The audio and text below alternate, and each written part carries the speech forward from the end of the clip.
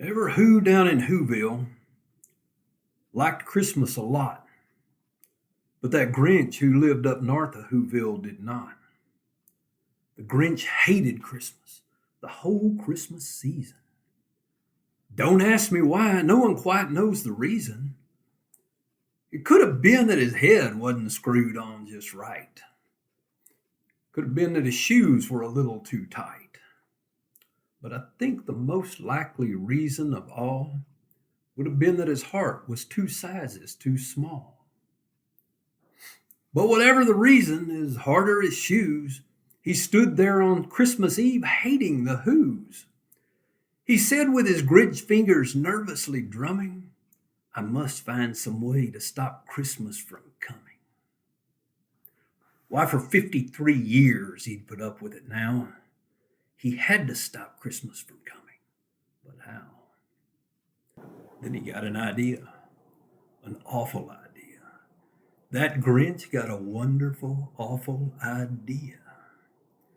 I know just what to do, the Grinch laughed in his throat. I'll make a quick Santa Claus hat and a coat. Then he chuckled and clucked, what a great Grinchy trick. With his coat and his hat, I'll look just like Saint Nick. All I need is a reindeer. Well, the Grinch looked around, but since reindeer were scarce, there were none to be found. Did that stop the Grinch? No, the Grinch simply said, if I can't find a reindeer, then I'll make one instead. So he called his dog Max and he took some red thread and he tied a big horn on the top of his head. Then he loaded some bags and some old empty sacks on a ramshackled sleigh and he hitched up old Max. Then the Grinch said, get up. And the sleigh started down to the homes where the Who's lay a snooze in their town. So all the windows were dark. Quiet snow filled the air. The Who's were all dreaming sweet dreams without care when he came to that first little house on the square. This is stop number one, the old Grinchy Claus hissed, and he climbed to the roof, empty bags in his fist, and he slid down the chimney, a rather tight pinch, but if Santa could do it, so could the Grinch. Yeah, then he slithered and slunk with a smile most unpleasant around the whole room, and he took every present. Pop guns and bicycles, roller skates, drums, checkerboards, tricycles, popcorn and plums. And he stuffed them in bags, and the Grinch very nimbly stuffed all those bags one by one up the chimney. And then he slunk to the icebox. He took the Who's feast. He took the Who pudding and he took the roast beast. He cleaned out that icebox as quick as a flash. The Grinch even took the last can of Who hash.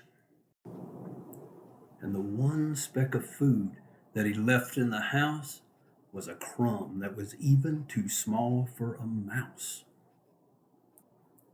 Then he did the same thing to the other Who's houses, leaving crumbs much too small for the other Who's mouses. It was dawn, all the Who's still abed, all the Who's still a snooze when he packed up his sled. Packed it up with their presents, the ribbons, the wrappings, the tags and the tinsels, the trimmings and trappings. Pooh-pooh to the Who's, he was grinchiously humming. They're finding out now that no Christmas is coming. They're just waking up. I know just what they'll do. Their mouths will hang open a minute or two. Then all the Who's down in Whoville will all cry, boo-hoo!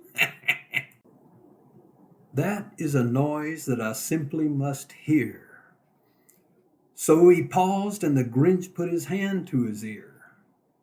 And he did hear a sound rising over the snow. It started in low, then it started to grow.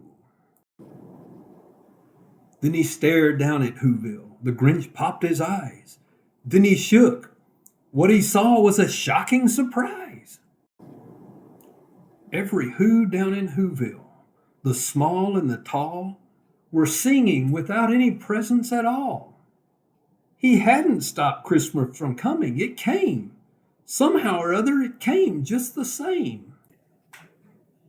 And the Grinch, with his Grinch feet ice cold in the snow, stood puzzling and puzzling. How could it be so?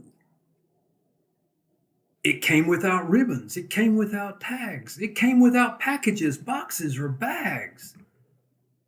And he puzzled 3 hours till his puzzler was sore. Then the Grinch thought of something he hadn't before. Maybe Christmas, he thought, doesn't come from a store. Maybe Christmas, perhaps, means a little bit more. Well, what happened then? Down in Whoville, they say, that the Grinch's small heart grew 3 sizes that day. And the minute his heart didn't feel quite so tight, he whizzed with his load through the bright morning light, and he brought back the toys and food for their feast. And he himself, the Grinch, carved the roast beast. Thanks for listening.